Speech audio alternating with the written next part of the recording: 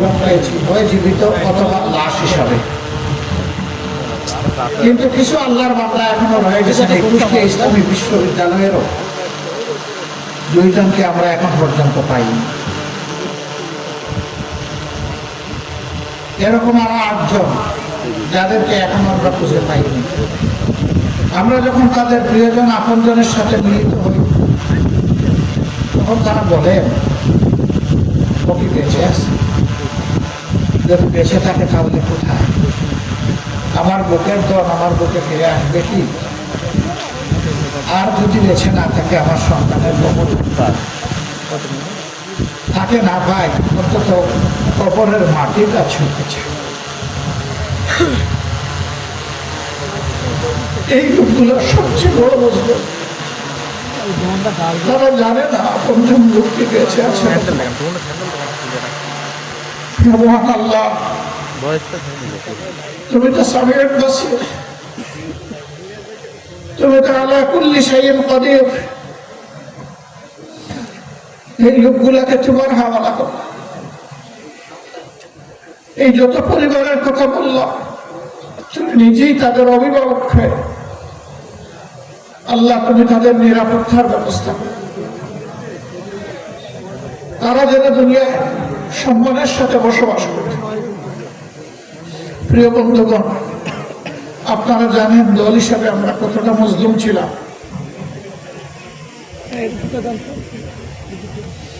আমাদের ভাই বোনদেরকে স্বস্তিতে এক জায়গায় স্থির থাকতে দেওয়া হয়নি। এই অঞ্চলেও আমাদের বোনদেরকে দফায় দফায় গ্রেফতার করে রিমান্ডে নিয়ে অপমান করা হয়েছে, নির্যাতন করা হয়েছে। ও আমার মা বোনেরা, আপনারা মন খারাপ করবেন না। নবী করিম সাল্লাল্লাহু আলাইহি ওয়াসাল্লাম ইসলামের সুমহান নিয়ামত নিয়ে যখন মানুষের কাছে দাওয়াত নিয়ে পৌঁছলেন, মক্কায় অসহায় সাধারণ মানুষগুলোই প্রথমে তাকে কবুল করেছিল। তিনি যখন গুহা থেকে নেমে সমতলে আসলেন, তখন আমাদের আম্মাজান খাদিজাতুল কুবরা রাদিয়াল্লাহু তাআলা আনহা সর্বপ্রথম ঈমান কবুল করেছে। কাজেই নবী করিম সাল্লাল্লাহু আলাইহি ওয়াসাল্লামের জবানি থেকে যিনি ঈমান কবুল করেছিলেন, আপনারা ওনার উত্তরসূরি, আপনারা সম্মানিত, আপনারা গর্বিত। ইসলাম কবুল করার পরে মক্কার লোকেরা তিলে তিলে কষ্ট দিয়ে যাদেরকে খুন করেছে, আহত করেছে, গোলাম বানিয়ে রেখেছে, তাদের মধ্যেও সর্বপ্রথম যিনি রক্ত দিয়েছেন, জীবন দিয়েছেন, শহীদ হয়েছেন, তিনি একজন মা, আমাদের আম্মাজান হযরত সুমাইয়া রাদিয়াল্লাহু তাআলা। উহুদের কঠিন ময়দানে নবী করিম সাল্লাল্লাহু আলাইহি ওয়াসাল্লামকে ঢাল হয়ে যে মা নিরাপত্তা দিয়েছিলেন, যার গায়ে যুদ্ধের পরে 8টি জ্বলন্ত তীর ছিল, 70টি ভারী জখম ছিল, পুরুষরা সেখানে নবী করিম সাল্লাল্লাহু আলাইহি ওয়াসাল্লামের পাশে ছিলেন না।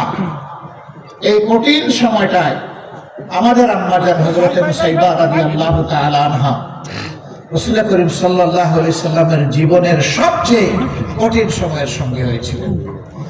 আপনারা গর্বিত, আপনারা তাদের উত্তরসূরি।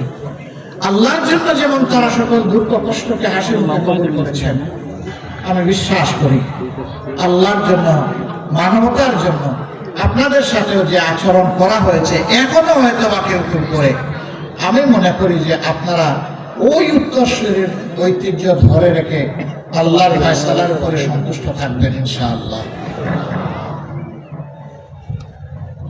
আমরা দোয়া করি এদেশের মা বোনদের গর্বে আল্লাহ তাআলা বেশি বেশি করে আবরার ফাহাদ, শরীফ উসমান ইবনে হাদি, আবু সাইদ, এদের মতো বীর আল্লাহ বেশি বেশি করে আপনাদের গর্বে আমাদের জন্য আল্লাহ উপহার দিবে। মায়েরা যখন সন্তানময় বীরের জন্ম দিবে, এই দেশ হবে বীরের জাতির দেশ ইনশাআল্লাহ। আজকে মায়েরা ন্যায়ের পক্ষে, সত্যের পক্ষে, মানবতার পক্ষে আল্লাহর দ্বীনের আওয়াজ তুলতে করে করে যান। কিছু লোক এটা সহ্য করে না, তাদেরকে বিরক্ত করে, তাদের সাথে অপমানজনক আচরণ করে, তাদেরকে কষ্ট দেয়, এমনকি দিশাহারা হয়ে দুই এক জায়গায় গায়েও হাত দিয়েছে। আমরা তাদেরকে বলি, তোমরাও আমাদের মতোই মায়ের গর্ভ থেকে দুনিয়া এসেছো, মাকে সম্মান করতে শিখো। মাকে সম্মান করলে আল্লাহ তোমাদেরকেও সম্মানিত করবেন। যেই জাতি মাদেরকে সম্মান করতে পারে না, অপমান তাদের জন্য অবধারিত। আমরা প্রতিশ্রুতিবদ্ধ, যে কোনো কিছুর বিনিময়ে মায়েদের সম্মান ইনশাআল্লাহ আমরা রক্ষা করব। সম্মানিত কুষ্টিয়াবাসী, আপনাদের অবস্থান এবং অবদান বরাবরই ন্যায় এবং সত্যের পক্ষে, আল্লাহর দ্বীনের পক্ষে। এখানে আপনাদের অনেকগুলা সমস্যা আছে। আমরা যখন আসছিলাম উপর থেকে দেখছিলাম পদ্মা গড়াই নদী নয়, মরুভূমি। ঠিক, এটা যখন মরুভূমি হয়ে গিয়েছে, তখন উপর থেকে যখন ঢলের পানি আসে, তখন আর নদীতে থাকে না, দুই কুল উপচে পড়ে, দুই কুল ভাসিয়ে সব কিছুকে তছনছ করে দেয়। বছরের পর বছর নদীবাঙ্গনের কবলে পড়ে বহু মানুষের জীবনের স্বপ্ন ধূলিসাৎ হয়ে যায়। অনেক মানুষ সর্বশান্ত হয়। কেন এমনটা হলো? নদী তো আল্লাহর নিয়ামত। বিশ্বের যেখানে গিয়েছি, নদীগুলার কত যত্ন নেয় তারা, কুলের সন্তানের মতো যত্ন। নদীর যাতে কোনো ক্ষতি না হয়, তার নাব্যতা, তার স্রোত, তার পানি ধারণের ক্ষমতা এবং পানির স্বচ্ছতা শতভাগ নিশ্চিত করার জন্য তারা জান প্রাণ দিয়ে চেষ্টা করে। আর আমাদের দেশে আল্লাহর এই নিয়ামতগুলোকে তিলে তিলে খুন করা হয়েছে, হত্যা করা হয়েছে। এই নদী খননের জন্য প্রত্যেক বছর বাজেট থাকে। নদী খননের সমস্ত টাকা পেট মুখ দিয়ে ঢুকে পেটের ভিতরে চলে যায়, নদীর বালি আর উঠে না, খননও হয় না। শুধু কি নদী না, উন্নয়নের নামে 54 বছর কম বেশি যারাই ক্ষমতায় গিয়েছেন, এই একই কাজ তারা করেছে। এই যারা 54 বছরে দেশটাকে খামলে একেবারে তছনছ করে দিয়েছে, আমরা গভীরভাবে বিশ্বাস করি এদের দৃষ্টিভঙ্গি এবং চরিত্র পরিবর্তন না হলে এরা দেশের জন্য ভালো কিছুই করতে পারবে না। এদেশ সকলের, শুধু আমাদের না, এদেশের আসমানের নিচে জমিনের উপরে যারাই বসবাস করে, দেশটি আমাদের সবার। কিন্তু আফসোসের বিষয়, এত নির্যাতিত হওয়ার পরে 15.5 বছর 5 তারিখ যখন একটা পরিবর্তন আসলো, আমরা দেখলাম পুলিশ নাই, বিজিবি নাই, আনসারের ছায়া নাই, নিবু আমাদের সেনাবাহিনী জান প্রাণ দিয়ে চেষ্টা করছে কিছু করার, তারা পারছেন না। তাদের পাশে মজবুত হয়ে আমরা দাঁড়িয়ে গেলাম। এ দেশ আমাদের দেশ। এত মজবুত একটা সংগঠন, নেতৃবৃন্দকে খুন করা হলো, ফাঁসি দেওয়া হলো, দফায় দফায় জেলে পুরা হলো, অফিস বন্ধ করে রাখা হলো, ঘর বাড়ি বুলডোজার দিয়ে গুড়িয়ে দেওয়া হলো, আমাদের নিবন্ধন কেড়ে নেওয়া হলো। শেষ পর্যন্ত বেদিশা সরকার আমাদেরকে বেহুশ হয়ে নিষিদ্ধ ঘোষণা করলো। এরপরে আর হুঁশ ফিরে পাইনি। ওই বেহুশ অবস্থায় দেশ ছেড়ে তারা চলে গেছে।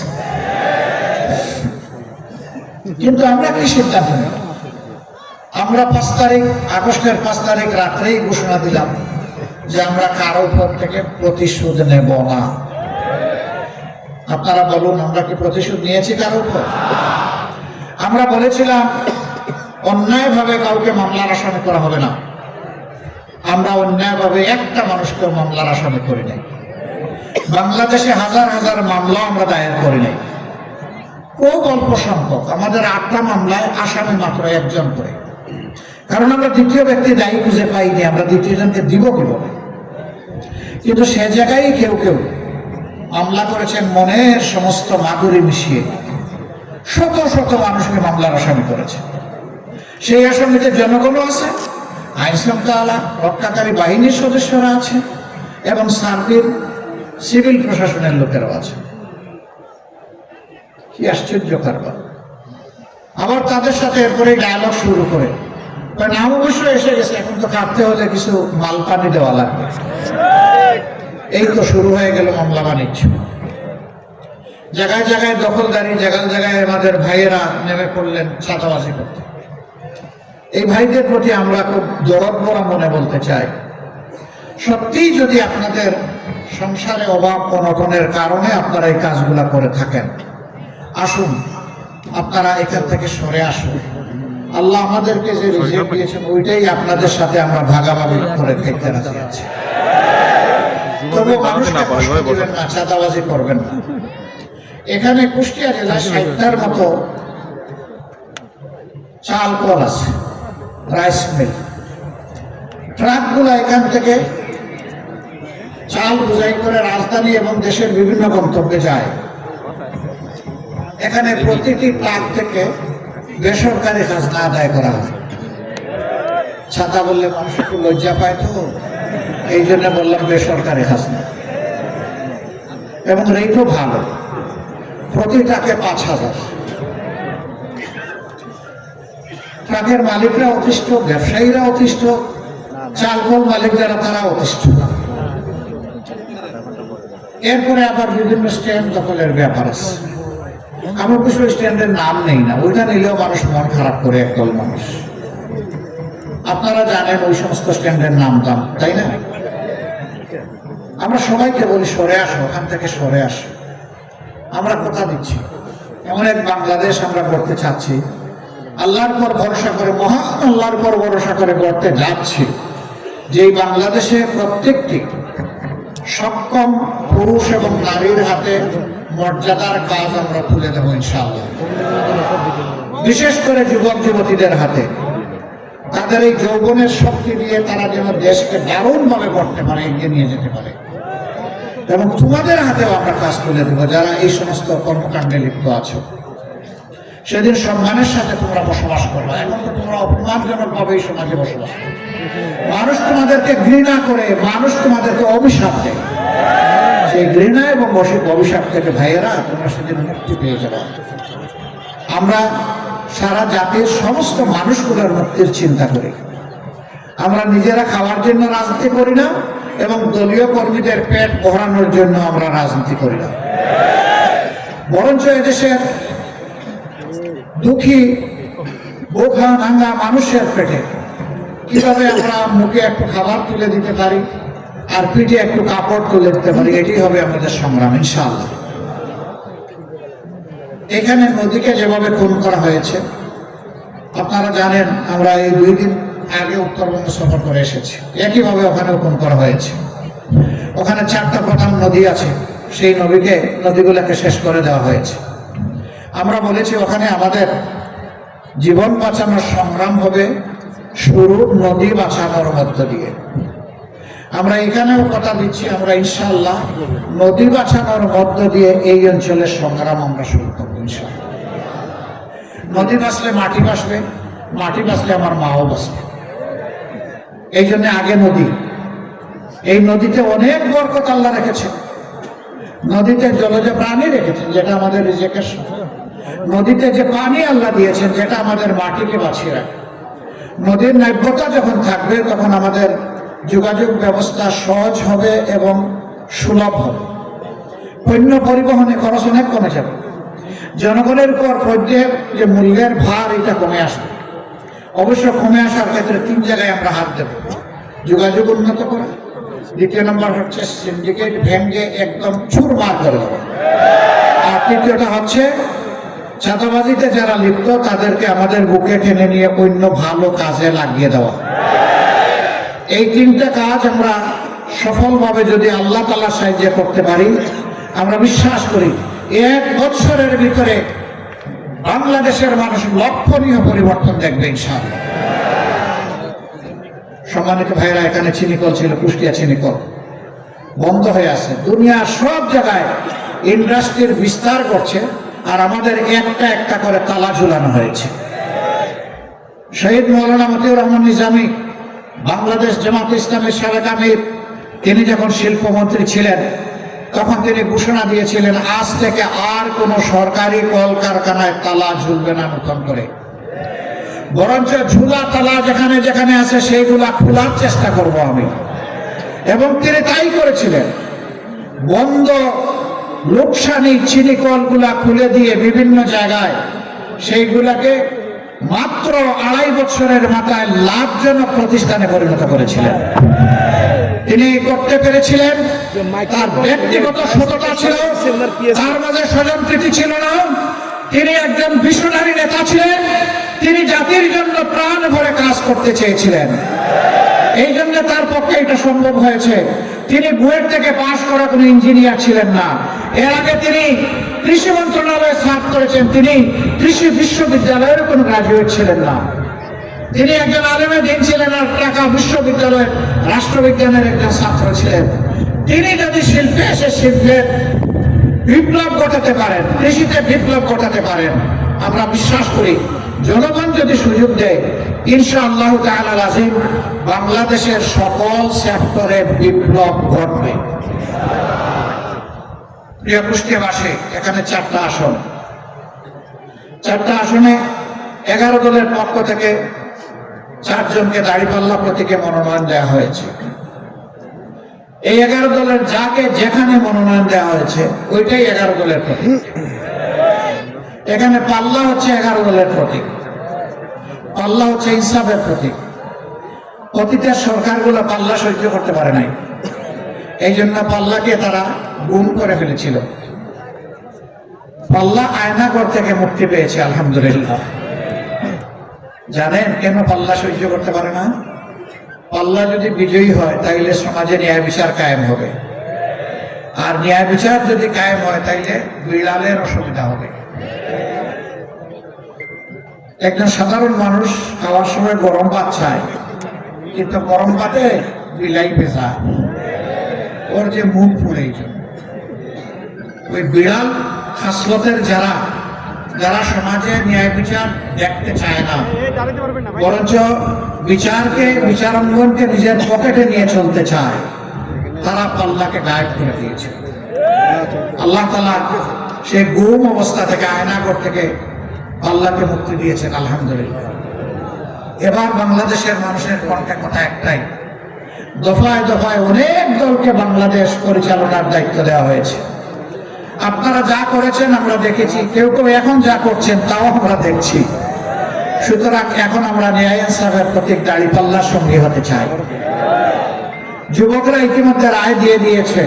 5টা বিশ্ববিদ্যালয় নির্বাচনের মাধ্যমে যুবক যুবতীরা তারা বলেছে আমরা পরিবর্তন চাই এবং আমরা ন্যায় ইনসাফের পক্ষেই থাকতে চাই। বিভিন্ন নারীদেরকে উস্কানি দেওয়া হয়, বলে যে পাল্লার বিজয় হলে আপনার কেমন লাগবে? আলহামদুলিল্লাহ ডেসপারেটলি এখন মারা বলতেছেন ভালো লাগবে। আপনি কারে সমর্থন করেন? আমি পাল্লারে সমর্থন করি। পাল্লা সমর্থন করলে এই পোশাক তো আপনি পড়তে পারবেন, এখন পরবো না। তখন পোশাক যেমন হওয়ার দরকার তেমন পরবো। আপনি পোশাকও করবেন না, এই পাল্লা কেন বিজয়ী হবে? যে আমি চাই দেশটা ঠিক হোক। জিজ্ঞেস করে জামাতের কোন জিনিস তোমার ভালো লাগে? পুরো জামাতকেই আমার ভালো। This is the reality of time. আলহামদুলিল্লাহ দেশবাসী, বিশেষ করে যুব সমাজ এবং মায়ের জাতি, তারা আর বস্তা পচা রাজনীতি দেখতে চান। মাদেরকে জিজ্ঞেস করা হয় আপনারা কেন পাল্লায় ভোট দিবেন? বলে যে আমরা পাল্লায় ভোট দিব, আমরা নিরাপদ থাকতে চাই। এই জন্য অন্য কেউ আসলে নিরাপদ থাকবেন না। করে এখনই আমাদের হাতে আমাদের নিরাপত্তা নাই, ক্ষমতা আসলে তো সব শেষ করে দেবে। কিন্তু এই সংগঠনের লোকেরা এবং তাদের সঙ্গী যারা আছে তারা এই কাজ করবে না, এটা আমাদের বিশ্বাস। মায়েরা, আপনাদের বিশ্বাসের মূল্য আমরা আমাদের চূড়ান্ত স্যাক্রিফাইসের মাধ্যমে দেওয়ার চেষ্টা করবো ইনশাআল্লাহ। দোয়া করবেন। আমি বহু জায়গায় জিজ্ঞেস করি, এখানেও একটু জেনে নেই, আচ্ছা মার পেট না বাপের পেট থেকে দুনিয়ায় যারা আসেন একটু হাত তুলেন তো দেখি। আরে আপনি বাপের পেট থেকে আসেন না, হাত তুলতে বললেই হাত তুলতে হবে। প্রশ্নটা পরিষ্কার করতে পারেন, এই দুষ্টা আমার। বাপের পেট থেকে কেউ জন্ম নিয়েছেন দুনিয়ায়? না। কার পেটে? 285 দিন কার পেটে? মায়ের পেটে। আচ্ছা ঠিক আছে, বাবা না হয় পেটে নিতে পারলেন না, একটু বুকের দুধ কোনো বাবা খাওয়াতে পারবে? পারবে না। কে খাওয়ায়? কে কোলে তুলে রাখে, কার বুক আমাদের বিছনা ছিল, এইটা অনন্য। মায়েদের তুলনা শুধু মায়ের, আর কারো সাথে তাদের তুলনা হবে না। এই মায়ের জাতিকে যারা সম্মান দিতে জানে না, এরা কপাল পোড়া। যারা সম্মান দিতে জানবে তারাই ভাগ্যবান, তারাই বীর পুরুষ। আমরা মাদেরকে ইনশাআল্লাহ ঘরে, যাতায়াতে, কর্মস্থলে, 3 জায়গায় আমরা পরম সম্মানের সাথে 2টি জিনিস আমরা নিশ্চিত করবো ইনশাআল্লাহ। নাম্বার 1 তাদের মর্যাদা, নাম্বার 2 তাদের নিরাপত্তা। শহরগুলাতে, বড় শহরগুলাতে তাদের জন্য আলাদা বাস সার্ভিস চালু করা হবে। মারা ঘর থেকে বের হলে সফরে কোন জায়গায় তাদের জন্য এখন নামাজের এবং ওয়াশরুমের কোনো ব্যবস্থা থাকে না। আমরা কথা দিচ্ছি এই সবগুলা করা হবে। যে মায়েরা কাজ করবেন, সন্তান যদি তাদের দুগ্ধপুষ্য হয়, তাহলে অবশ্যই কর্মস্থলে তাদের জন্য ব্রেস্ট ফিডিং কর্নার রাখা বাধ্যতামূলক করা হবে। এবং যে সমস্ত ইন্ডাস্ট্রি, ফ্যাক্টরি, কাজের রেভিনিউতে পর্যাপ্ত নারী ম্যান পাওয়ার আছেন, সেখানে বেবি কেয়ারও চালু করতে হবে। তারা যাতে কমফোর্ট নিয়ে, স্বস্তির সাথে তারা তাদের পেশাগত দায়িত্ব পালন করতে পারেন।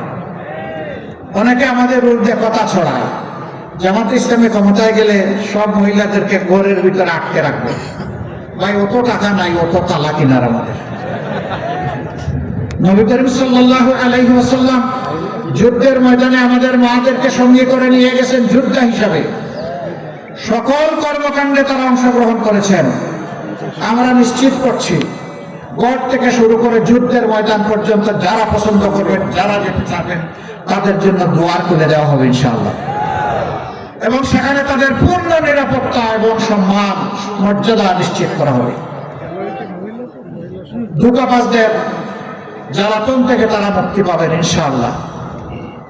যুব সমাজ, ভাই বোনেরা, আমরা কোনো বেকার ভাতা তোমাদেরকে দিব না, দিতে পারবো না। বেকার ভাতা দিয়ে বেকারের মহাসমুদ্র তৈরি করতে চাই না, বরঞ্চ প্রত্যেকটা যুবক যুবকের হাতে সম্মানের মর্যাদা, উপযুক্ত কাজ তুলে দিতে চাই, যাতে গর্বের সাথে তারা বলতে পারে, আমি একজন গর্বিত বাংলাদেশী, আমি আমার যোগ্যতা দিয়ে আমার দেশকে আমি সেবা করি। এই কথা যেন তারা বলতে চায়, বলতে পারে। ইনশাআল্লাহ সেই পরিস্থিতি সৃষ্টি করা হবে। আমাদের শিক্ষা হবে কর্মমুখী এবং আমাদের শিক্ষা হবে মানবিক শিক্ষা। মানুষকে যাতে সবাই ধারণ করে এবং সম্মান করে, সেই শিক্ষা আমরা দেব। কঠিন রোদে কষ্ট হচ্ছে, আমি আর কথা বাড়াচ্ছি না।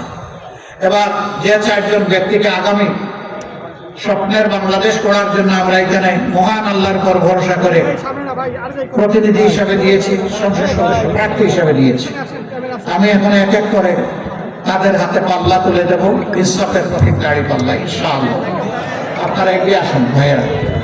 প্রথমে 1 নম্বর আসনের যিনি